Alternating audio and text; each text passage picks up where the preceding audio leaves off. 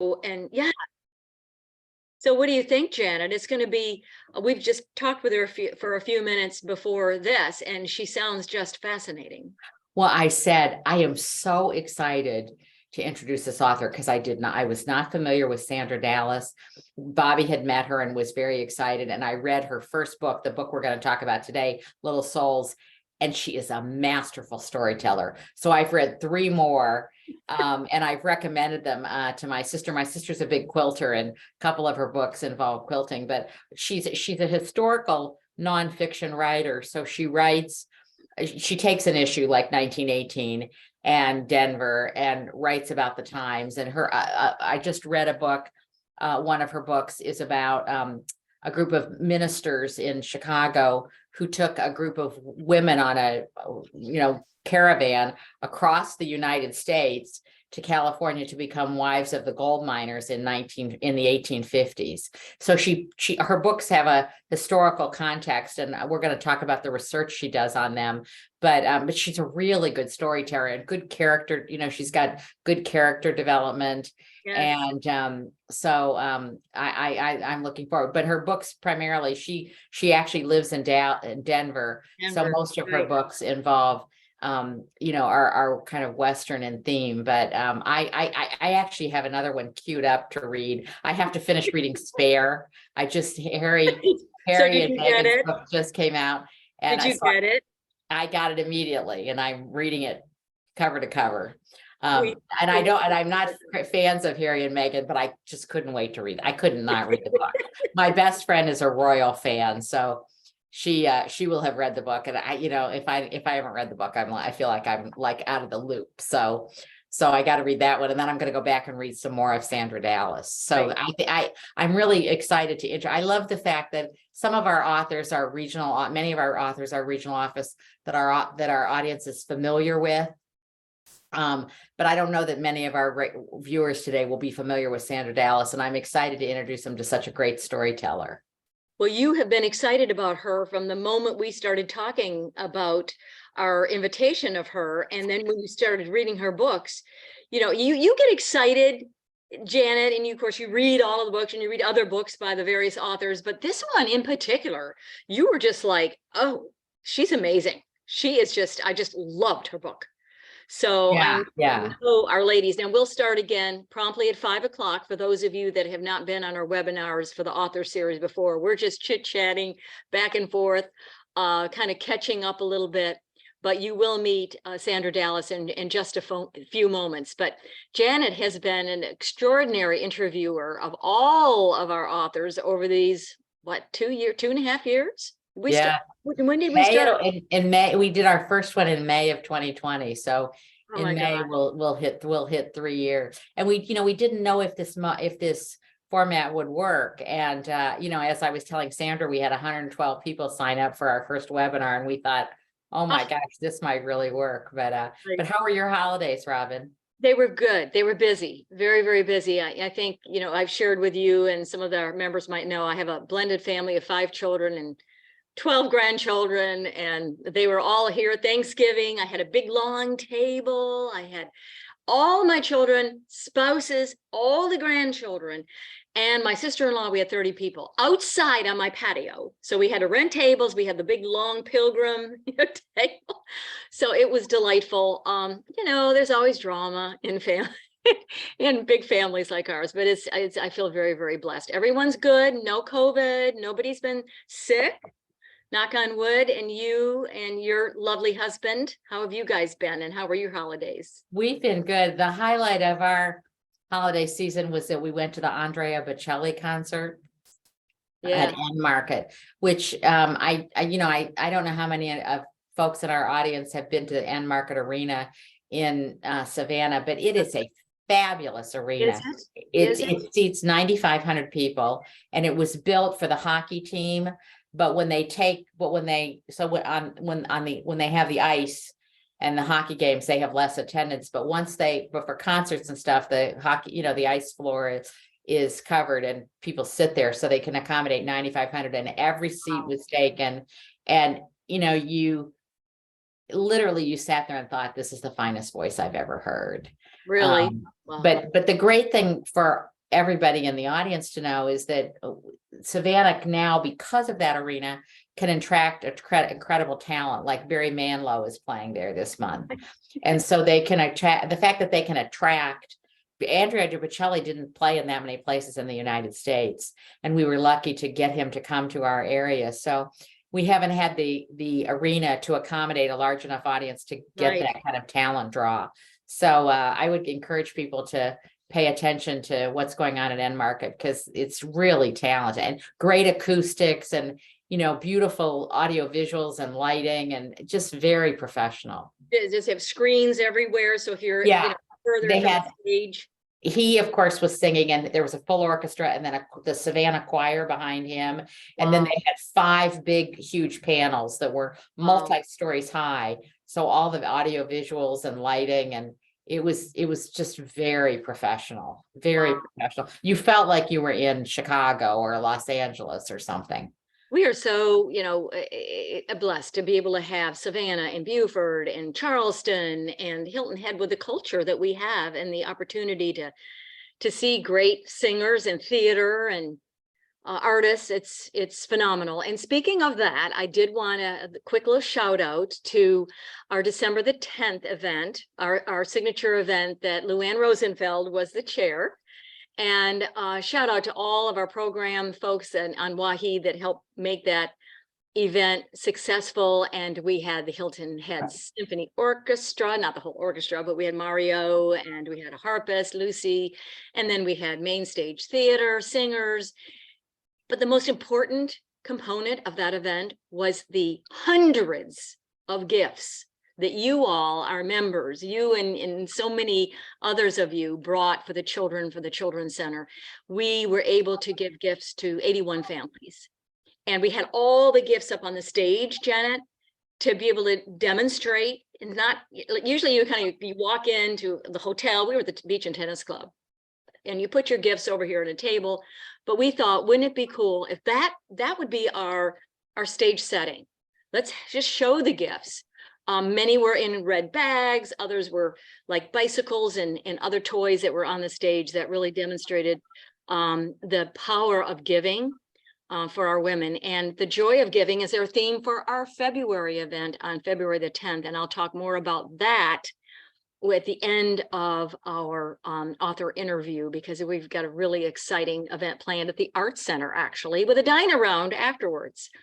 So just a lot happening on the program, on the programming side. So Robin, I just want to say, I've been to the other December events, and it was such a good decision to display the bounty of gifts on the stage. I mean, it just was such an abundance, and it made us, it just made me appreciate the generosity of the Wahi members, and to have adopted 81 families. I mean, this year, when you adopted a family, you were told this is a single mom with 3 children, a boy 8, a daughter's 5, and another son 2, and you bought for all of them. And, my husband and I adopted a couple families, and it was Awesome. really powerful. It was powerful to see that amount of generosity of our Wahi members.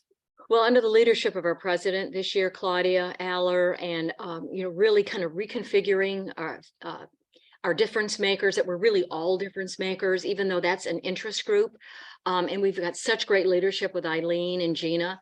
And it's not just bringing in gifts and toiletries and, for Hopeful Horizons and all that, but it's activities too. So it's a time, our talent and our treasures that Wahi is giving back to our community. And that is what we're going to celebrate at the Arts Center on February the 10th. So we have a lot of generous ladies, and we appreciate you so much. It was a joyous event, and Luann, as our leader on that event, did a super job. Your friend and mine, she also, was at the Veterans event and did a fantastic job there as well. But I think our time is up, and it's time for me to kind of open our show. So nice to see you, Robin. I'll see you in a few minutes. Okay.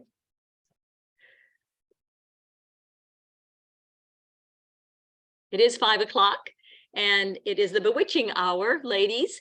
This is the 2023 author series for our Women's Association of Hilton Head, and we're very excited that you have joined us. We're looking forward to the interview that Janet Porter will have with Sandra Dallas, and the book is called Little Souls. It takes place in 1918 and during the pandemic, the Spanish flu pandemic out west. And she is a Western author. She's coming to us actually from Denver. And Bobby Helbig, who's our colleague, our co-leader on the author series, actually met with Sandra a few months ago and got her to agree to be our featured best-selling New York Times best-selling author as we kick off our series for 2023. Those of you for the first time, if you're with us, this is a webinar. You can see us, but we cannot see you. Sit back, relax, and enjoy. If you have any technical problems or you have any questions, there is that chat button, that icon, either at the bottom of your screen or at the top, whether you have an iPad or phone or your laptop. And Nancy Fowler, who is our AV, she's our Vice President of Events, but she's also our technical guru that can answer any questions and kind of guide you along. But if you do specifically, if you have any questions for Sandra, our author, please just type those into the chat, and either Nancy will forward those on to Janet, or Janet will pick those up as well. So again, we welcome you to 2023, this edition of the author series with Sandra Dallas. And to conduct the interview, as always, is my colleague, Janet Porter.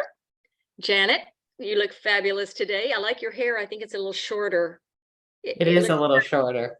Yeah, you go to the same hairstylist, and all of a sudden she cuts you short, and you go, yeah, I like it. Yeah, me too. You know, mine used to be like during COVID. Remember, I let mine grow, and then that's not important. What's important is that you are going to do a fabulous interview with Sandra Dallas, and I'm really looking forward to it. We talked with her just a few moments before this webinar began, and she sounds very intriguing. So Janet, take it away. Thank you, Robin. I do want to correct one thing Robin said. We're having a little problem with the chat function. So on your toolbar, if you see at the bottom of your screen or the top of your screen, depending upon whether you're using an Apple product, you'll see what they call a toolbar, which has a bunch of icons across it. And we need you to type in under the Q&A. Just click on the Q&A and then type in your question, and Nancy will send it to me. And I don't have any open questions at this time, but please feel free to ask Sandra good questions, because I'm looking forward to hearing from her today. So I also want to mention that some people are doing watch parties, and we encourage you to do that. Have a couple of your girlfriends over, get in front of your television and watch these, and then you can talk about the book afterwards. So I am so excited for you to meet Sandra Dallas today, and I confess I was not familiar with her work. And Bobby does our scheduling, and Bobby identified her as a potential author, and she is a masterful storyteller. When we book an author, we read the book that the author's promoting, and we try to see if it's a fit for the audience. And then oftentimes I'll read one or two other books of the author to see kind of what their genre is. But in this case, I read her first book and then I couldn't stop. So I'm now finished with 4, and I'm starting a 5th one because she's such a good storyteller. And so I think you're really going to love her. So let me tell you a little bit about her before I bring her on. She's a New York Times bestselling author, and she's written 16 adult novels, 5 middle grade novels, and that's 8 children 8 to 12. And she's written 10 nonfiction books. She's been dubbed a quintessential American voice by Jane Smiley, a name we all know, a Pulitzer Prize winning author in Vogue magazine. Sandra's novels, with their themes of loyalty, friendship, and human dignity, have been translated into a dozen foreign languages and have been optioned for films. She's a journalism graduate of the University of Denver, and she began her writing as a career as a reporter with Businessweek. She was a staff member for 25 years and the magazine's first female bureau chief, and she covered the Rocky Mountain region, writing about everything from penny stock scandals to hard rock mining, Western energy development, and even to polygamy. Many of her experiences have been incorporated into her novels. While a reporter, she began writing her first nonfiction book. She has won numerous awards, including the National Cowboy and Western Heritage Museum's Wrangler Award, which she has won 3 times, and the Western Writers of America Spur Award, which she's won 4 times. Her novel, Prayers for Sale, which I just finished and I recommend, was given the Romantic Times Reviewer's Choice Award for historical fiction. And we know our audience loves historical fiction, so she's right up our alley. Sandra lives in Dallas and Georgetown, Colorado, with her husband, Bob. She's the mother of 2 daughters, Dana, and a lawyer in New Orleans, and Povey, who's a photographer in Golden, Colorado. Sandra, please join us.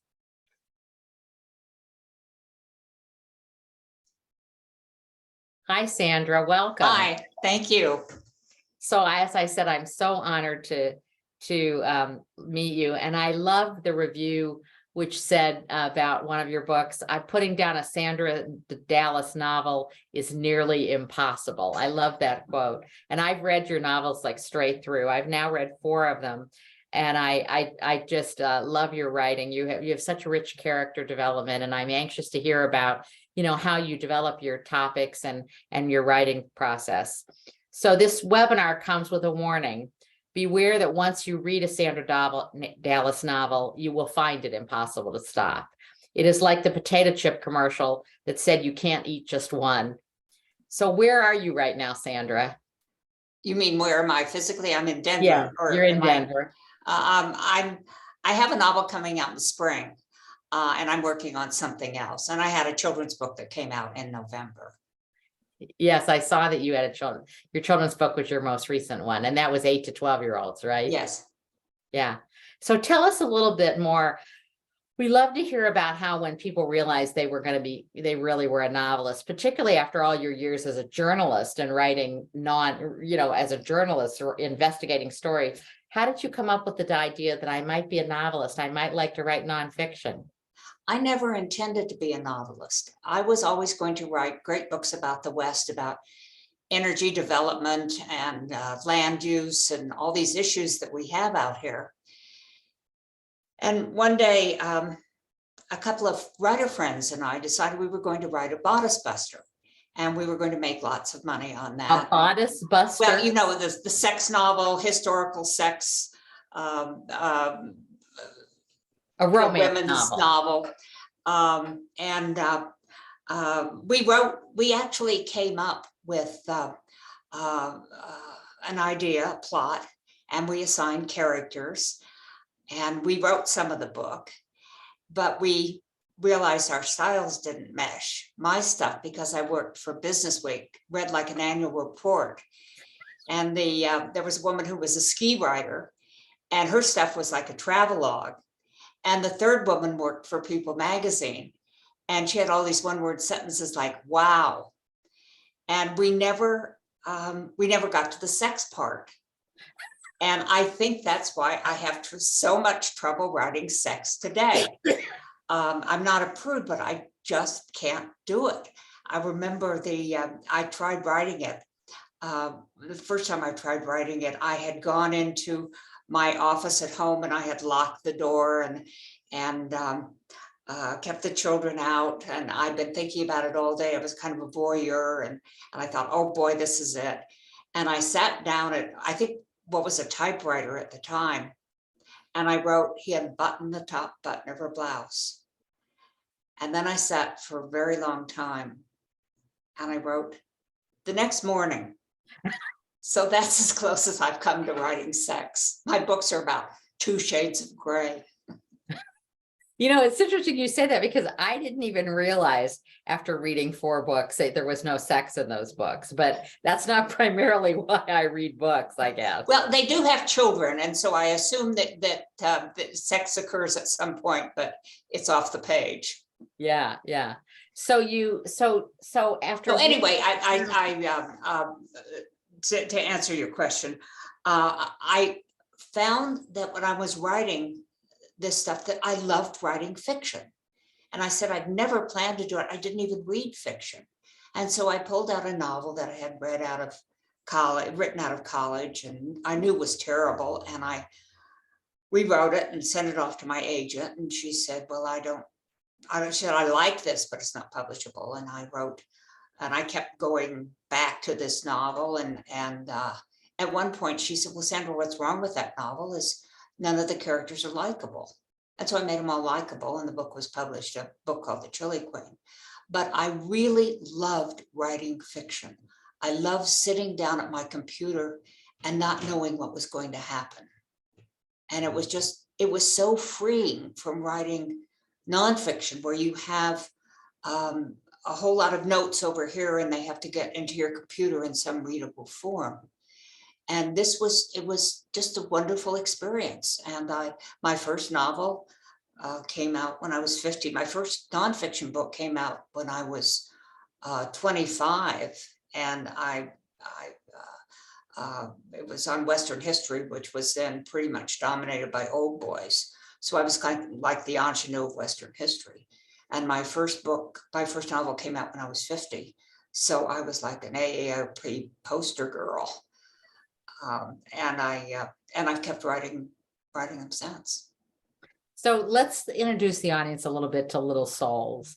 So it takes place in Denver in 1918, middle of World War I and a pandemic. So let's talk a little bit about, let's do a little introduction of what the book is about. And then I want to talk about how you drafted it years ago and then pulled it out of your stack of drafts. The story is about two sisters. They are from Iowa. One has just graduated from nursing school. They decide to move to Denver to start a new life. Their parents have died. The younger girl is an artist for a department store. The older works as a nurse, and Spanish flu hits. The younger daughter, Ludi, her name is, for Lucretia, gets off the streetcar and is on her way home when she sees a man in the final throes of dying of I almost said COVID, of Spanish American flu. She goes home to tell her sister about it. And the two girls live alone, but they have taken in a 10-year-old girl, the daughter of their tenant, and the tenant has died and her husband has disappeared. So the little girl was left orphaned and the two girls taken her in.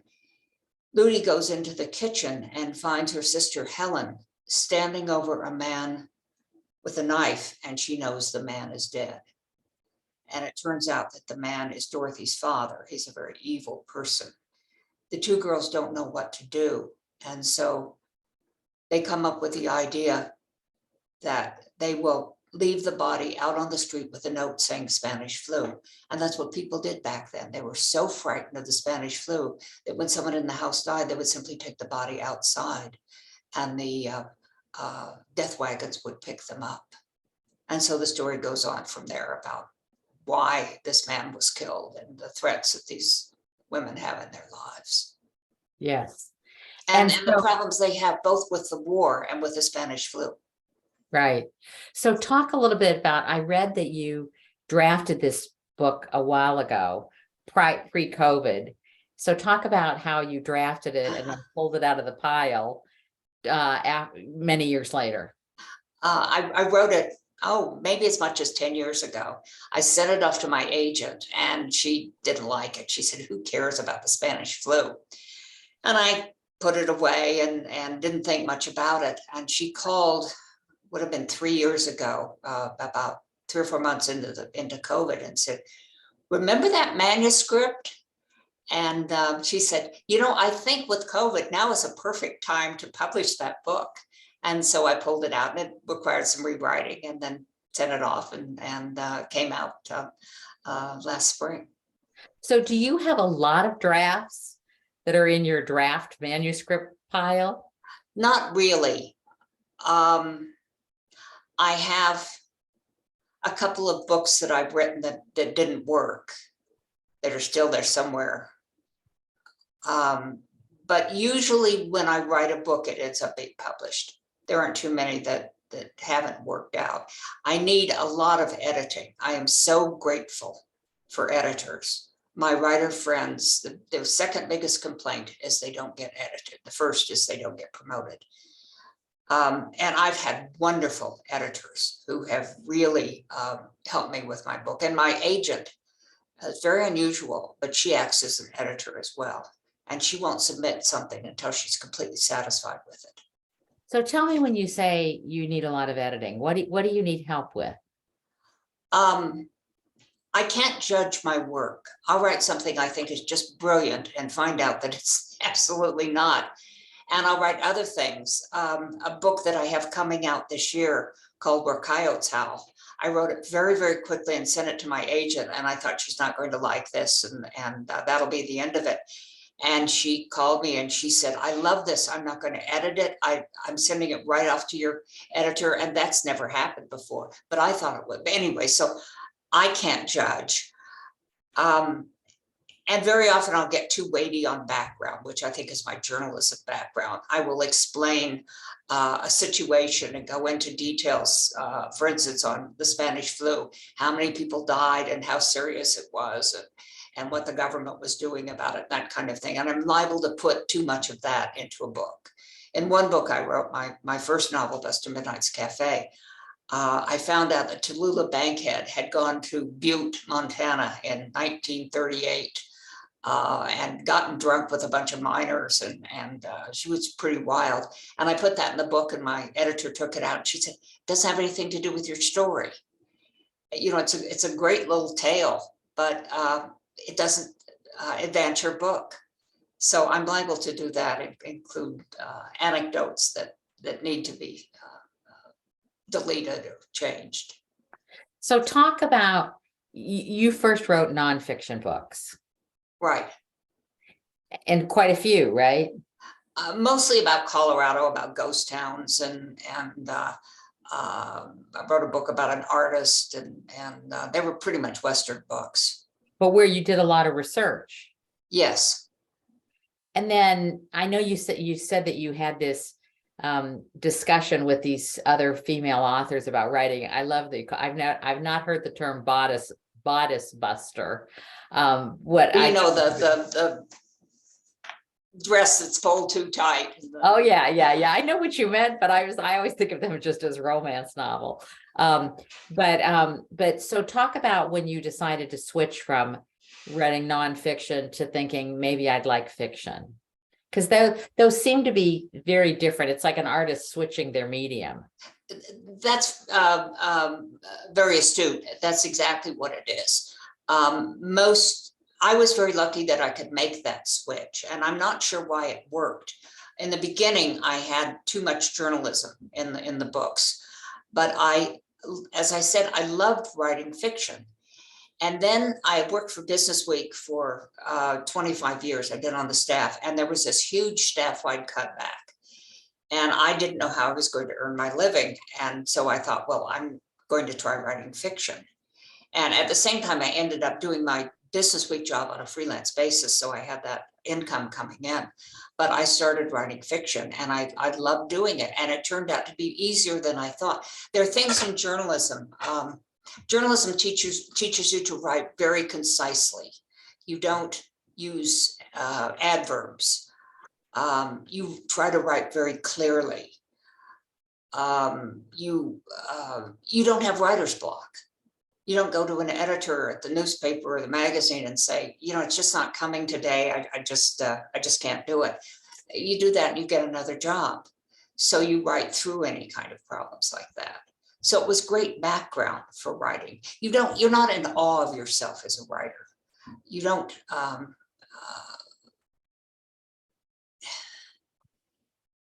you don't think that you're precious, that what you're doing is terribly important. It's your job.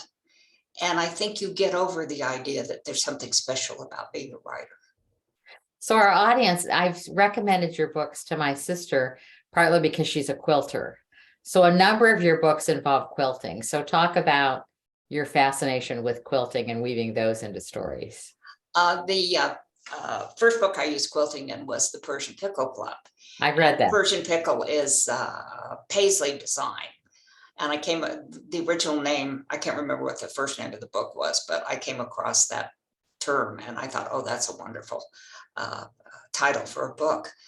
I knew there were quilters out there. I didn't know that there were something like, I don't know, 27 million of them, and they spend, I don't know how many billions of dollars on supplies, and they love to read. And so this book took off with quilters. And I had no idea there was an audience like that out there. And they're very, very loyal. And I love writing about quilting as women's art. My books are pretty much historical. And in those time periods I write about, women were not encouraged to be artists, but they put artistry into everyday activity. And one was quilt. You could take, little bits of fabric and just put them together, hit or miss, or you could make beautiful designs out of them. And so I think of quilting as women's art. It was also a way of communicating among women. So many women couldn't get together for frivolous things like bridge, but they could get together if they were doing something of value. And the value was they were putting together bed coverings. And so they were, it was a way women could gather, particularly in rural communities. And during the Depression, when life was so difficult for women, much more so than men, because they went through the same problems, and yet they were the ones who had to keep their families going. So quilting was a lot more than making bed covers. Well, and Prayers for Sale, which I believe is your bestseller, is Prayers for Sale your bestseller? Prayers for Sale, which I just finished. Quilting is central to that book also. Yes, I usually put a little quilting in just about every book. In A Little Souls, I decided that the woman who's the artist, Ludi, probably wouldn't make quilts. They were pretty dowdy at that point. So I have her work with old fabrics and making clothes and different things. Yes. And I just want to say, one of our viewers, Eileen, writes in that she appreciates all the factual research. And she says, historical fiction is my favorite way to learn about history. I'm currently reading Sandra's novel, Tall Grass, about a Japanese internment camp. We'll read Little Souls next. Happy to have discovered Sandra Dallas. Talk a little bit about Tall Grass. Tall Grass is a story about Japanese relocation camp. I think we all know now, although when the book came out, the camps were not very well known. In World War II, Japanese living on the West Coast were rounded up and sent to camps, mostly in the West, although a couple were in Arkansas. The idea was that they had a direct link to the Japanese military, and they were traitors and were feeding information to the Japanese army. In fact, there was not a single case of espionage ever proven against a Japanese American. And very unfair. It was a terrible time in our episode of our history. They were told they could take only those things they could carry, and they were sent to these camps, which were pretty much barracks on roads bladed into the prairie. There was one in southeastern Colorado. And the story is about a farm family living adjacent to that camp, and about the prejudice that was displayed against the Japanese, and how eventually, as people got to know the Japanese, they realized they were just like them, that they were fine people. Well, and they were of Japanese heritage, but they were Americans. Most of them were citizens. born in the United States. I had a very dear friend who was in high school.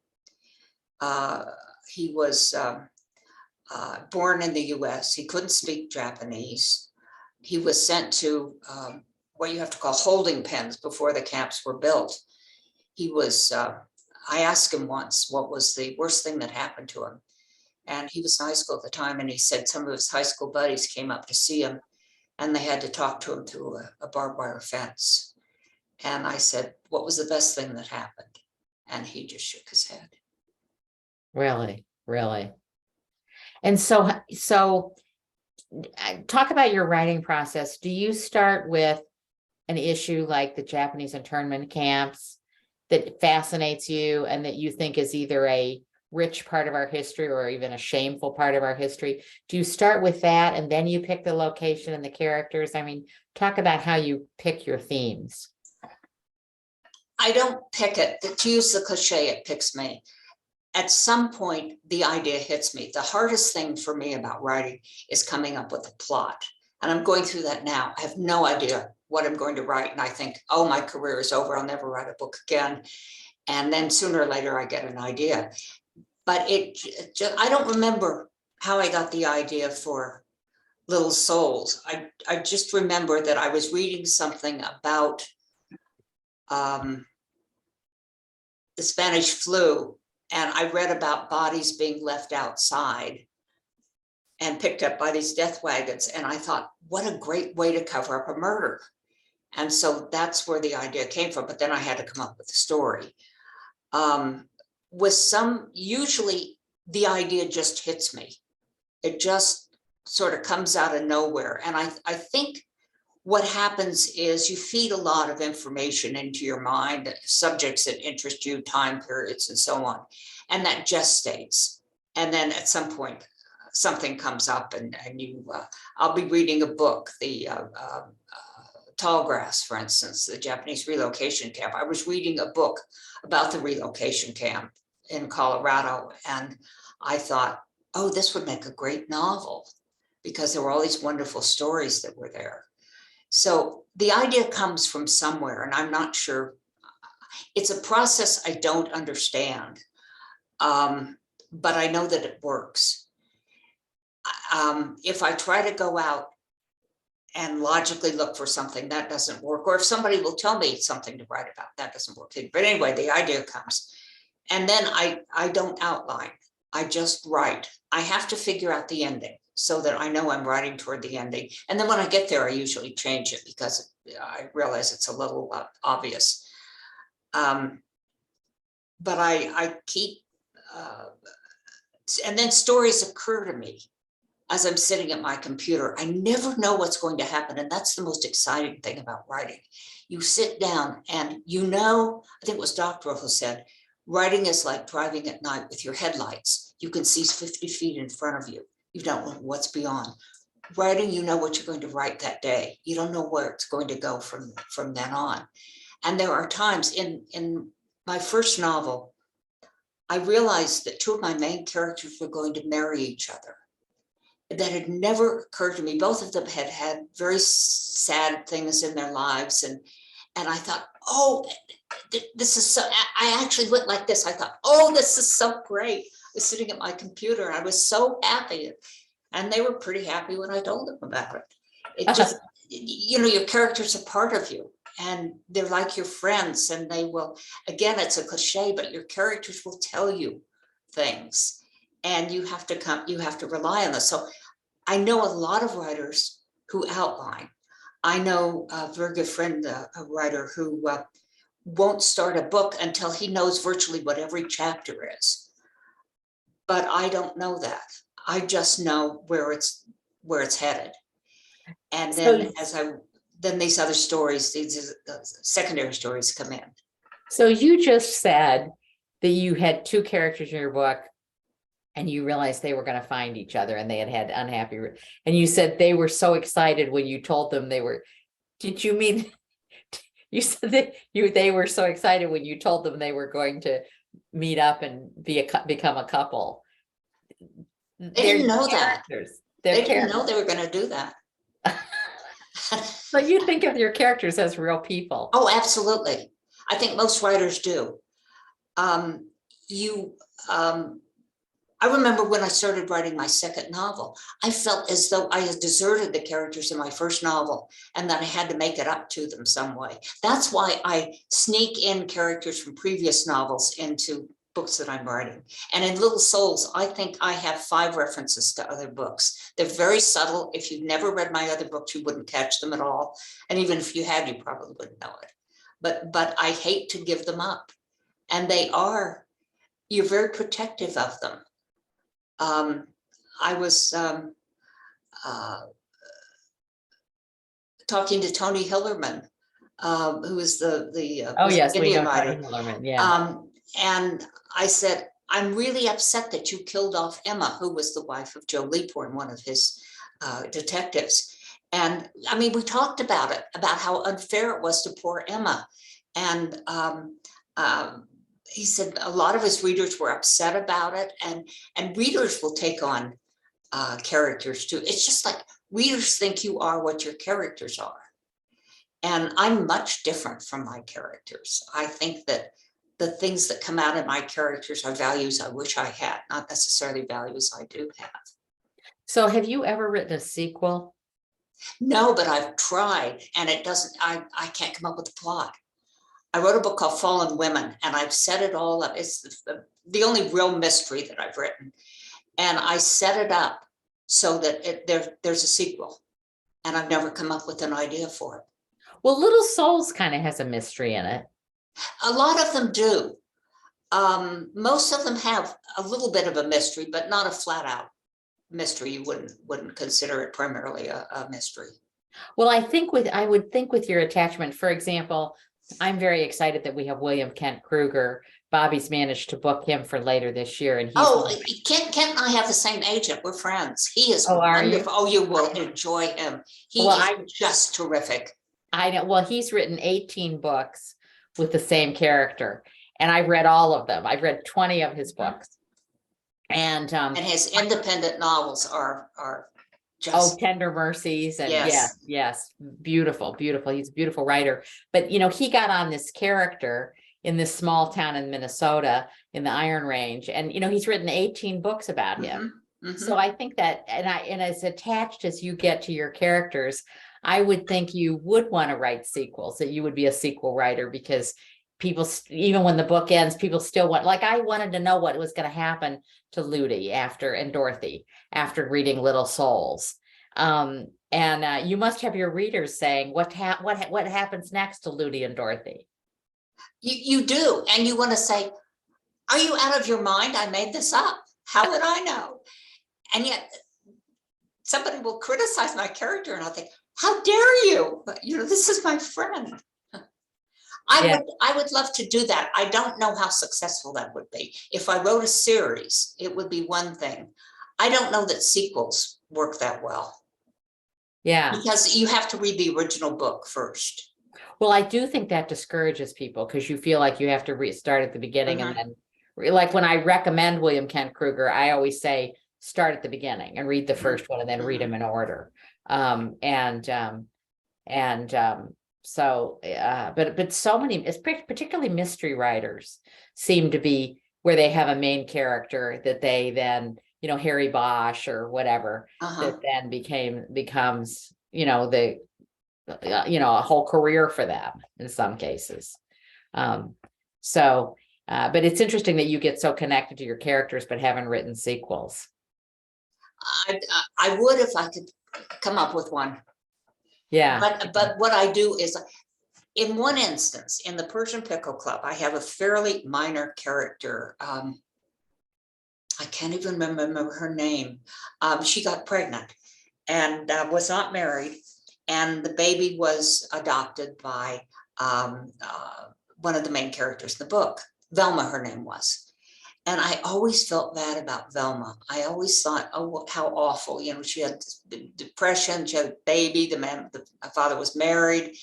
So in my next book, or in Tallgrass, actually, one of the characters is from Los Angeles. And so she's asked, do you see movie stars? And she said, oh, yes, I've seen Clark Gable and I've seen Betty Davis and I've seen Velma Burgett. I saw her drive down the street in a Cadillac convertible with a diamond the size of a chiclet. So I knew poor Velma had become famous and she had found love. Yeah. So I felt I'd made it up to her. Yeah, I remember that. I didn't know that's what happened to Velma, because she moves away in the Persian Pickle Club. But I didn't know what happened to her. So you have another book coming out. So tell us about that book. What can you tell? Where Coyotes Howl. And it comes from the Cowboy's Lament, a song, "Bury Me Not on the Lone Prairie Where Coyotes Howl and the Wind Blows Free." It's about a couple who homesteads in Wyoming in 1918. And I actually think it's probably my favorite of my books that I've written. Years ago, I would say 40 years ago, I reviewed a book written by a cowboy in some place in the West. And it was about how ordinary his life was. And I didn't save the book. And about 10 years ago, I started thinking about it. And I thought that would make a novel just about what life was really like, because people think of cowboys as wild and all this. And I started looking for the book. Well, I couldn't remember the title. I couldn't remember the author's name. I couldn't remember where it took place. So I never found the book. But I decided just to sit down and write what life was like, particularly for a woman, as late as 1918, when she was homesteading. And about, it's a love story, really, about a couple who marries and the hardships they face and overcome. And it's about their joys and sorrows.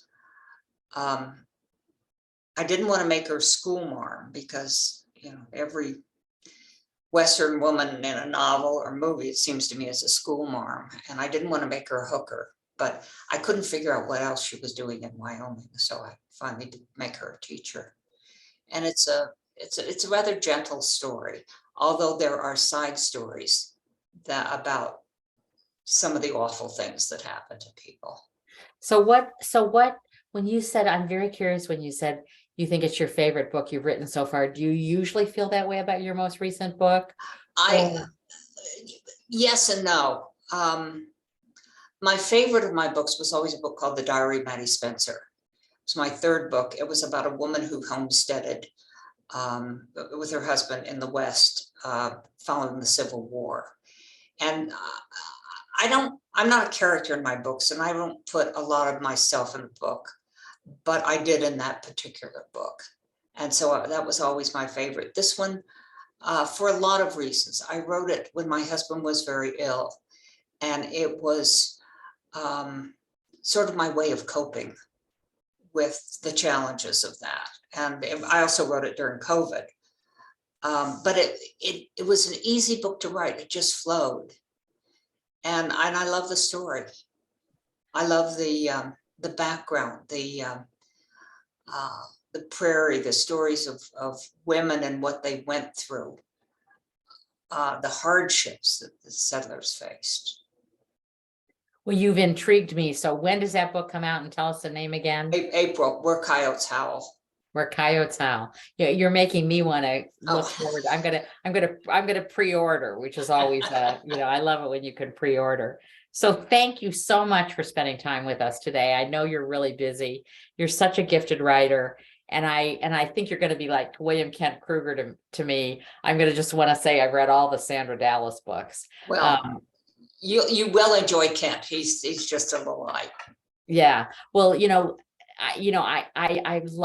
I think for many people watching today, I've always been a reader and loved reading, but COVID was such a time for people who love reading to just nest and read and stay home and be entertained by great writers like yourself. So I value and appreciate you even more as a result of COVID and love reading a good story and passing it on to others. So Sandra, thank you so much for joining us today. Oh, thank you, Janet. It was a pleasure.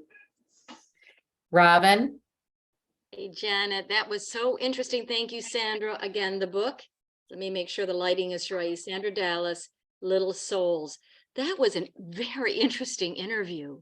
She is so calming, and she made me just so intrigued about her whole, how she really falls in love with those characters. And, that's the thing about at the end of a book or sometimes the end of a movie, it's like you want those characters to stay alive, but they're gone. Yeah. Well, for example, Prayers for Little Souls. I did wonder, because the characters are young, Ludi and Dorothy's just a child, And Right. Ludy's just in her 20s. And you do wonder, I did think, well, there should be a sequel. I want to know what happens to Ludy and Dorothy. But Sandra also was so humble about not being able to judge Yes. her own work and what she can and Yes. cannot do. And for somebody who's been such a gifted writer and won so many awards. And so I think when we set about doing the author series, we wanted people to be entertained, and we wanted our people all the members who are readers, to get connected to each other. But we also really wanted to introduce them to new books and new writers, because what's the value of just hearing about books you've already read? And Exactly. Sandra Dallas is an excellent example of a writer, because she's a Western writer that probably most of our readers are not familiar with. She's kind of like the Mary Kay Andrews of, the West. So she fits right up our alley as to why we set what our mission was originally, Robin, when we started this almost 3 years ago. So I know you're going to update us now on upcoming happenings with Wahi. Yes. So thank you very Thank much. you, Janet. You always do such an outstanding job. And one of the beauties of Janet's gifts is that she doesn't like interview these authors. She has a conversation with them, and she brings out just such interesting moments for us as the viewer. So again, thank you, Janet, for that great work. Our next author is going to be on March the 9th, and it's someone you should be familiar with. She's a Low Country writer, Rebecca Bruff, and her book is Trouble the Waters. So we'll be talking with Rebecca on the 9th of March. We have moved to every other month for our author series, but I would like to share with you all that on February the 10th will be our next signature event. You will be receiving in your email boxes tomorrow an invite. We have actually 2 parts to our event. There is the awards show, if you will, at the Arts Center, and that will start at 11 o'clock on stage. We'll have some beverages in the lobby, and then we'll go on stage and we will give out our nonprofit award recipients, our grants that we do each year, but in a really special and neat and fun way. So we'll have a great program, lots of photos and pictures and music. So it'll be like we're in award season. So let's really kick it up. So we'll be at the theater for the award show, and then after that we have a dine around. Tamara, when she was president several years ago, did that. I think it was maybe 2020 at Shelter Cove. And so we have 4 restaurants. So tomorrow you will just sign up for the program at the Art Center. That's $10. And then you'll be getting another email with 4 restaurants: Tio's, Poseidon, Top Dog, and Jane. And you can sign up for one of those 4 lunch afterwards. And you can actually pick your menu item and prepay. So it's kind of convoluted. Linda Armstrong has done a fabulous job of making it all happen. So it's pretty simple. The step 1 again is going to be the program. And so please sign up for that, and then you can sign up for the lunch. So that is on February the 10th at the Art Center. Janet, you're back with us.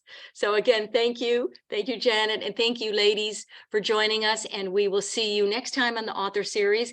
And I hope to see everyone at the Art Center on February the 10th. Bye, everyone. Robin, can I mention Yes. one other thing? Yes. We just found out today, we just got confirmed that we're doing the Difference Makers is doing a program called The Joy of Saving Lives, which is about women's health.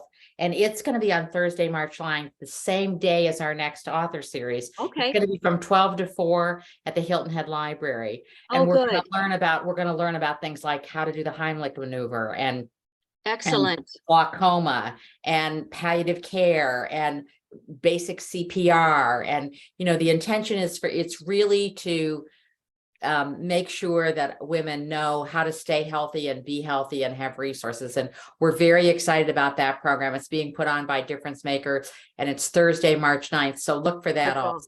And will that be like a health fair, or there will be? It is like a health fair. It is health. There's going to be like speakers, and then going to be like tables around where you could go to topics that interest you and learn. And for example, I've never really been trained to do the Heimlich maneuver, and I just had a friend who died from the club. So I just wanted to promote that real quickly, because we just found out today that dates and locations confirmed. The library on March 9th. Good. All right. Thank you, ladies. Thank you, Janet. Thank you, Bobby, Nancy Fowler. Appreciate your support for the author series, and we'll see you next time, everyone. Have a good weekend. Stay warm.